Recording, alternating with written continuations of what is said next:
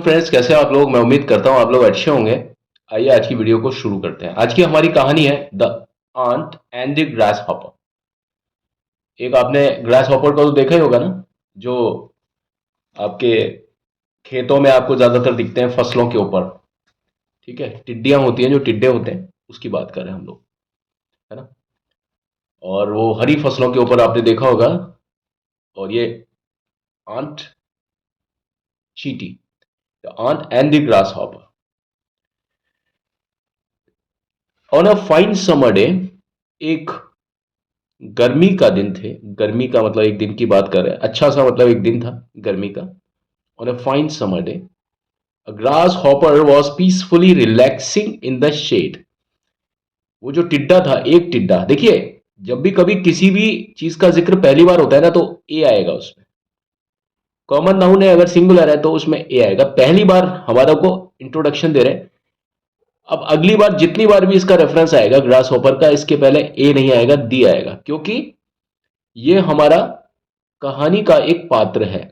और अब हम इनसे अनजान नहीं रहे। पहली बार में हम इससे अनजान है, लेकिन जब भी कभी अब इसका जिक्र दूसरी बार, तीसरी बार, या जब तक भी कहानी खत्म नहीं होती, तब तक इसका जिक्र के पहले टी एच ही आएगा, राइट, दी। यहां पर मैं आपको ग्रामर के रूल भी बताता चलता हूं धीरे धीरे, ज्यादा नहीं, ठीक है, लेकिन बताना बहुत जरूरी होता है। A grasshopper was peacefully relaxing in the shade. अब जो टिड्डा है वो पीसफुली, कैसे, वॉज पीसफुली, बहुत ज्यादा शांति के साथ, सुकून के साथ में आराम कर रहा था। वॉज रिलैक्सिंग मतलब आराम कर रहा था, रहा था मतलब कंटिन्यूटी हो रही थी। लगातार मतलब आराम जो होता है वो लगातार ही किया जाता है। ऐसा तो नहीं एक सेकंड आराम करते हो आप, एक घंटा, 2 घंटा, इस तरीके से आराम करते हो ना आप। तो वॉज रिलैक्सिंग, है ना। वॉज पीसफुली, कैसे रिलैक्स कर रहा था, बहुत ज्यादा शांति के साथ में, यानी एकदम मस्त होकर के वो आराम कर रहा था। कहां आराम कर रहा था, इन द शेड, यानी छाया में। अब वो छाया किसी की भी हो सकती है ऑब्वियसली। पेड़ की छाया के नीचे आराम कर रहा होगा। अब इंग्लिश में जरूरी नहीं है कि in the shade of a tree लिखने, इन द शेड, भाई किसी की भी ओट में है, वो आराम कर रहा है, फुल स्टॉप। एन आंट, अब यहां पर देखिए चिड़िया, वो सॉरी, ये चींटी का भी जिक्र पहली बार हुआ है, तो इसके पहले भी ए एन आएगा, एन, आंट। लेकिन अब जितनी बार भी आंट आएगा तो वो डी एच ही आ जाएगा, ठीक है। An ant passed by him, एक चींटी उसके सामने से गुजरी, एक चींटी उसके सामने से गुजरी, ठीक है, गुजरी मतलब पास हो गई। कैरिंग, है ना। और चींटी ने अपने साथ में क्या लिया हुआ था, क्या कैरी किया हुआ था, यानी क्या उठाए हुए था। कैरिंग मतलब उठाए हुए थी। एक चींटी उसके सामने से निकली, उठाए हुए, क्या चीज उठाए हुए, अ प्लम्प, यानी एक प्लम्प मतलब एक टुकड़ा, किस चीज का, एक बीज का। बीज का जो होता है ना, बीज का जो खोल होता है, जैसे ऑफ कॉर्न, जो जो अपने भुट्टे का जो दाना होता है, भुट्टे के जो दाने होते हैं ना, जो कॉर्नफ्लेक होते हैं, कॉर्नफ्लेक्स बनते हैं जैसे कॉर्न से, तो भुट्टे का जो बीज होता है उसका एक जो भाग था, एक हिस्सा, उसको लेकर के वो जा रही थी कैरी करके अपने ऊपर, है ना। अब आप जानते हो ना कि चींटी खुद कितनी बड़ी होती है और वो कितना बड़ा होता है बीज। बीज की अपेक्षा, एक भुट्टी का जो बीज होता है उसकी अपेक्षा जो चींटी होती है बहुत छोटी होती है, लेकिन फिर भी चींटी बहुत ज्यादा मेहनत करती है, आपको मालूम होगा। तो सीन ये था, सीइंग द आंट, उस, द द का मतलब यहां पर उससे है भाई। जब मैंने कहा ना, दूसरी बार या जितनी बार भी आंट का जिक्र होगा, पहली बार होगा ए या एन, जैसा कि केस है।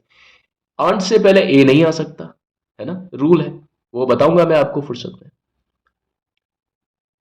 ए से पहले आन आए, एन आएगा। लेकिन जब दूसरी तीसरी बार, या जब तक चैप्टर खत्म नहीं हो जाता, तब तक फिर उसके आगे टी एच ही आएगा। क्यों, क्योंकि हम यहां पर एक उस चींटी की बात कर रहे हैं जो कि इस कहानी में जिसकी बात हो रही है। हम किसी और चींटी की बात नहीं कर रहे, हम उसी चींटी की बात कर रहे हैं जिसका हम जिक्र सबसे पहले किया था। ये उसी चींटी का जिक्र कर रहे हैं। तो वो चींटी हमारे लिए यही एक चींटी की बात कर रहे हैं। हम पूरी दुनिया में वैसे लाखों करोड़ों अरबों चींटियां हैं, लेकिन हम एक विशेष चींटी की बात कर रहे हैं जो कि इस कहानी का एक पात्र है। जब उस पात्र को पहली बार हम इंट्रोडक्शन में देंगे, जब उसका पहली बार परिचय होगा, वो कॉमन नाउन है और सिंगुलर है, तो वो ए और एन 100% अपने से पहले लेगा, लेकिन जब भी कभी उसका जिक्र बाद में कहानी के अंत तक कहीं पर भी हो, उसी से पहले टीएच आएगा। अब चाहे वो कोई भी इसका कोई भी पात्र हो कहानी का, लेकिन वो कॉमन नाउन होना चाहिए और वो सिंगुलर होना चाहिए, ठीक। तो वहां पर ए और एन आएगा। बाकी टीएच तो किसी भी केस में आ सकता है। टीएच आपको मालूम होगा वो प्लूरल में भी आता है और सिंगुलर में भी आता है। तो आंट का जिक्र आया दूसरी बार तो वो टीएच सीइंग द आंट, उस चींटी को देखकर, द ग्रास हॉपर यानी वो टिड्डा, देखिए ग्रास हॉपर से भी पहले वही टिड्डा की बात हो रही है, इसलिए दी ग्रास हॉपर, वही चींटी की बात हो रही है जिसकी बात अभी कर रहे हैं हम लोग। द ग्रास हॉपर यानी वो टिड्डा, उस टिड्डे ने पूछा, या तो उस टिड्डे ने पूछा या वह टिड्डे ने पूछा, यहां पर इसका मतलब या तो वह है या उस है, टीएचई का। अब आप देखिए, वह टिड्डे ने पूछा या उस टिड्डे ने पूछा, तो यहां पर आएगा उस टिड्डे ने पूछा। किससे क्या पूछा? Why are you working so hard all day, come and sit, come sit with me, let us sing a song. अब देखिए जो चीज इन्वर्टेड कॉमा में हुई है ना, जब टिड्डा चींटी से मिलता है तो वो लोग आपस में एक दूसरे के सामने हैं, तो वो लोग किस चीज में बात करेंगे? अगर हम उनके खुद के शब्दों में उनकी बात को लिखें, खुद के शब्दों में, तो प्रेजेंट टेंस की बात होगी। खुद के शब्दों में उन दोनों के बीच में जो संवाद हुए, चींटी और टिड्डे के बीच में, जब भी कभी हुए थे, लेकिन जब भी कभी वो संवाद हुए थे, चाहे 3 साल पहले, चाहे 4 साल पहले, चाहे 300 साल पहले, चाहे 3000 साल पहले, ठीक है, कहानी में, कविता में कभी भी हो सकते हैं।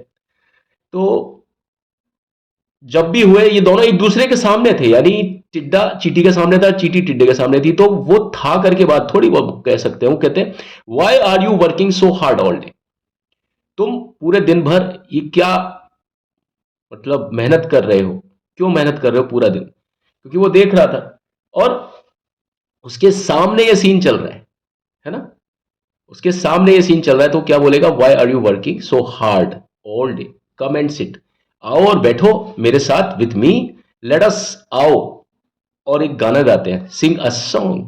ये कौन बोलता है? ग्रास हॉपर बोलता है। टिड्डा बोलता है किसको? चींटी को बोलता है। द आंट शूक, शूक मतलब मना, मना करने पर जब हम सिर हिलाते हैं ना, एक तो होता है नोड, एनओडी, और एक होता है SHOOK।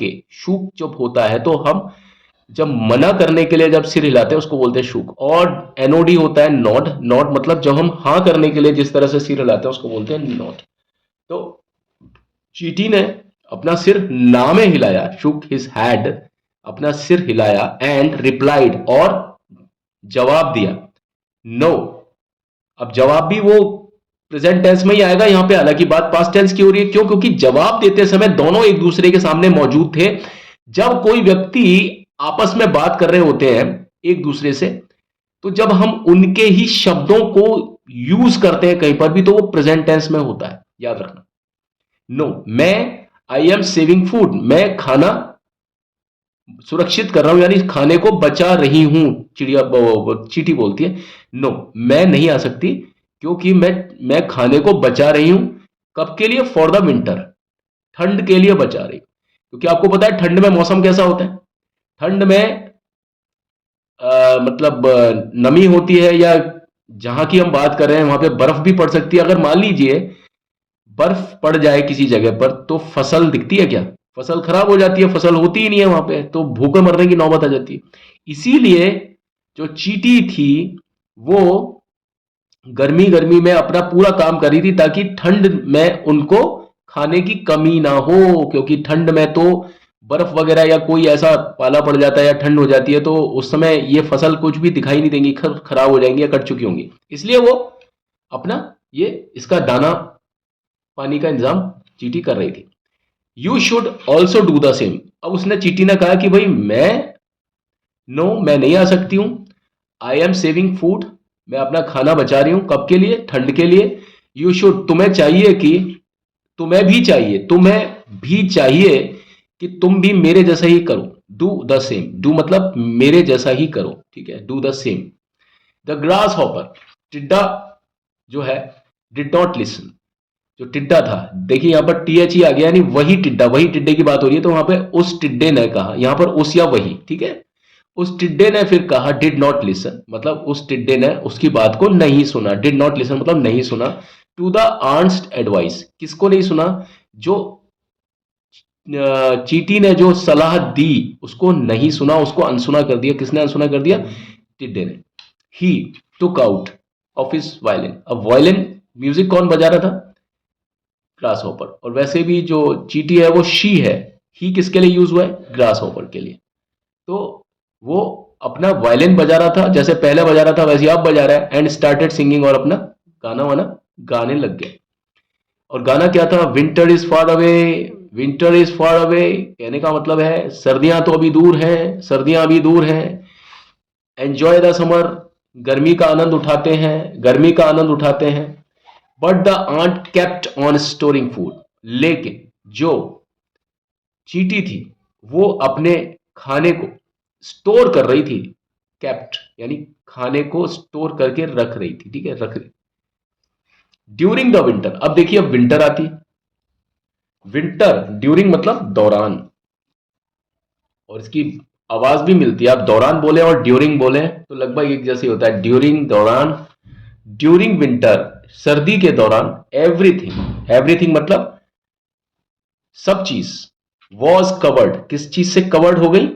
इन स्नो, यानी बर्फ से सभी चीजें, सारी चीज कवर हो गई। जब आपको पता होता है किसी जगह पर जब बर्फ पड़ती है तो सब जगह सफेद ही सफेद हो जाता है, पूरी जगह बर्फ ही बर्फ होती है, वहां पर फसल तो दिखेगी ही नहीं, ठीक है।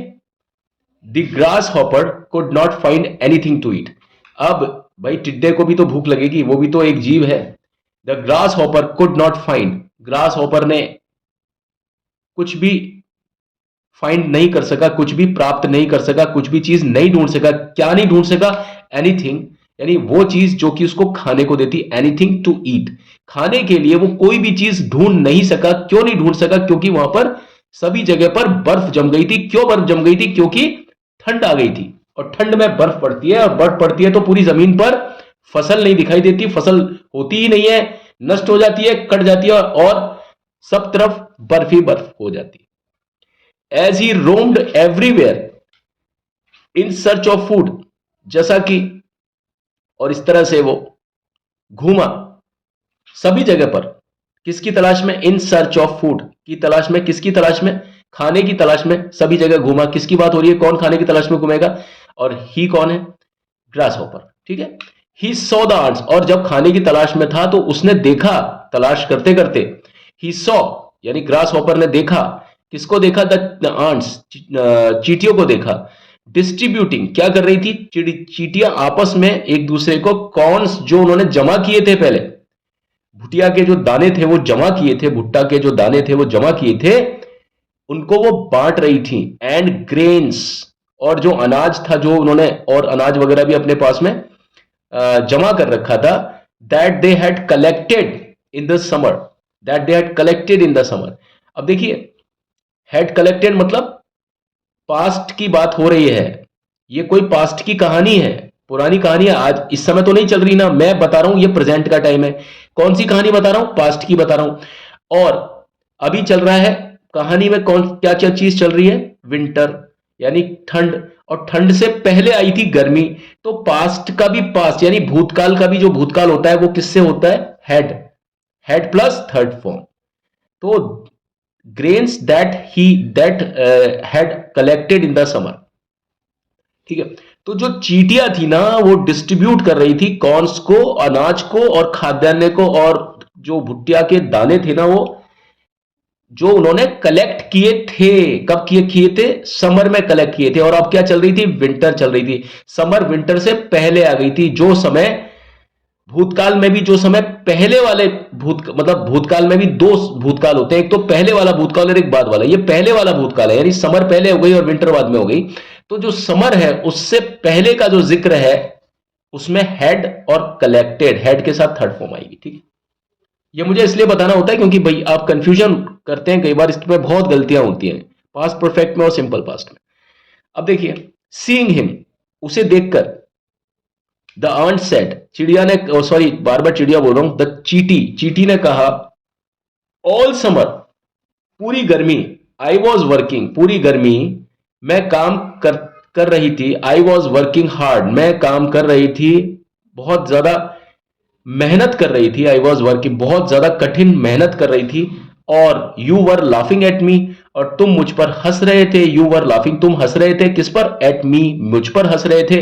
नाउ, अब लेकिन, अब माई टमी इज फुल, मेरा पेट अब भरा हुआ है। किसका पेट? कौन बोल रहा है? ये चीटी बोल रही है, मेरा पेट अब भरा हुआ है। टमी मतलब पेट भरा हुआ है, my tummy is full and you are hungry, और तुम भूखे हो।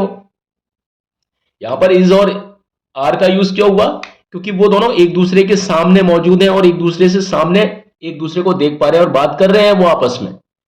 अब ये चीज जब उनके हूबहू जो उन्होंने बोला, वो चाहे कभी भी बोला, अगर वो की वही शब्द हम बताएंगे तो उसमें प्रेजेंट टेंस का यूज होता है। अब ये हिंदी में भी है और आप इस चीज को करके देखिए, ठीक है ना? तो आप प्रेजेंट टेंस में ही बोल पाएंगे किसी भी चीज को। आप हर चीज को प्रैक्टिकली सोचिए।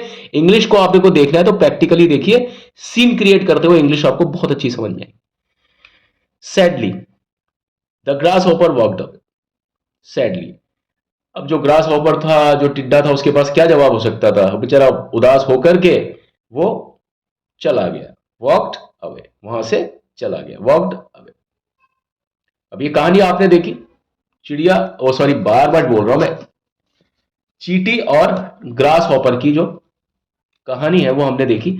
अब इस कहानी से हमें क्या शिक्षा मिलती है? एज यू सो, जैसा तुम बोते हो, as you sow, so shall you reap, वैसा ही तुम काटोगे। जैसा तुम बोओगे वैसा ही तुम काटोगे, या इसको ये बोल सकते हैं, जैसा तुम बोते हो वैसा ही तुम काटोगे। ठीक है, सही बात है। आप ने अगर मेहनत की है तो मेहनत का फल मिलेगा, अगर आपने मेहनत नहीं की है तो मेहनत का फल नहीं मिलेगा। चींटी ने मेहनत की, यानी उसने अनाज को इकट्ठा किया। कब इकट्ठा किया? गर्मी में। तो आज वो भूखी नहीं मर रही है, आज वो आनंद से। और जिसने सिर्फ आराम किया, तो आराम करने वाले को क्या क्या मिलेगा? उसको खाना नहीं मिलेगा।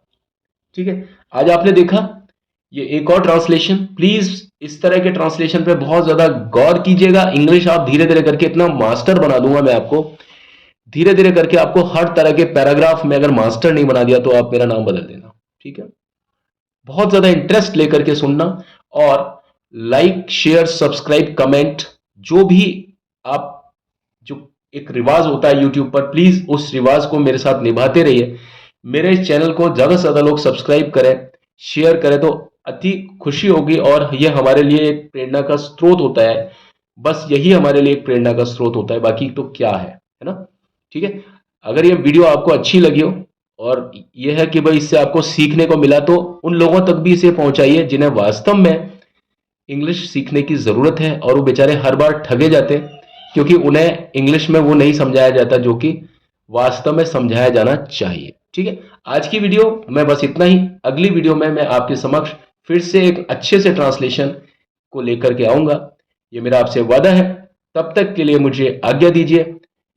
Thank you and have a nice day. Bye bye, take care.